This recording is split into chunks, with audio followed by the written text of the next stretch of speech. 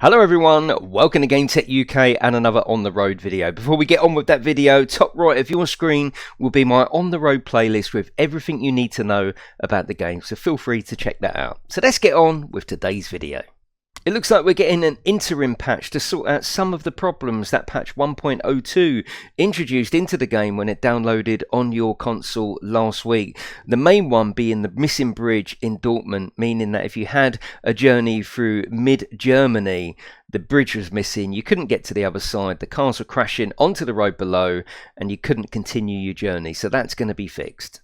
In patch 1.02, they introduced Foggy Mirrors. Now on the Xbox this wasn't too much of a problem as we had no mirrors to speak of anyway, so Foggy Mirrors was a compromise I was quite happy to make. On the PlayStation though, that was a downgrade as they wasn't foggy before. Also on both versions of the console, pop-up became a huge problem. Motorway signs would just appear in front of you, traffic lights would appear as you almost got on top of them, so that is a bit of an issue that is going to be sorted in this interim patch. I suppose it does seem a little bit strange that in only the last week they've suddenly discovered a way to get the mirrors working without the fog. I'm not questioning that, but maybe they need to take their time more on the patches and investigate. Obviously they're being pushed and rushed by the community, but maybe in this particular instance it might be best to take their time with certain features to get them right the first time. But I'm really happy that the pop-up is going to be fixed because that really was game breaking.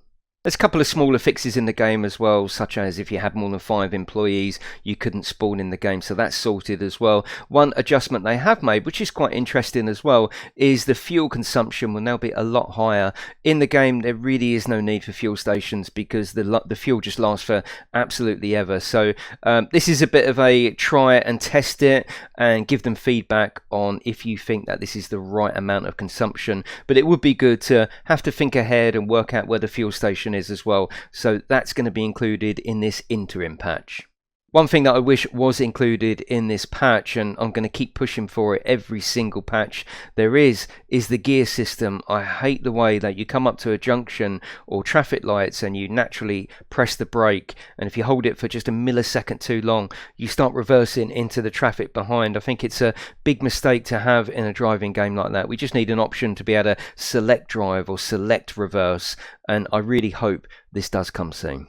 Aerosoft also included a little sneak peek on what we can hope to see from the customization option in patch 3. Here you can see at least we can put our company name. I like GameTech Logistics, and to have that down the side of the truck is much better than the standard livery, so I'm really looking forward to this. They also mentioned steering wheel support for the Xbox is due for patch 3, but they also said it's a much bigger job than they're expecting, so I would probably just put in the back of my mind that that might not come in patch 3. I certainly hope it does. Also there was mention of having smaller patches, smaller interim features rather than have to wait for a bigger patch, which I wouldn't mind as long as those features are tried and tested. I don't want to have an interim patch to sort out the issues of the main patch, and I'm sure you agree as well. But that is it everyone. I just thought I'd bring you this quick news info just to let you know there is another patch coming to hopefully move the game forward.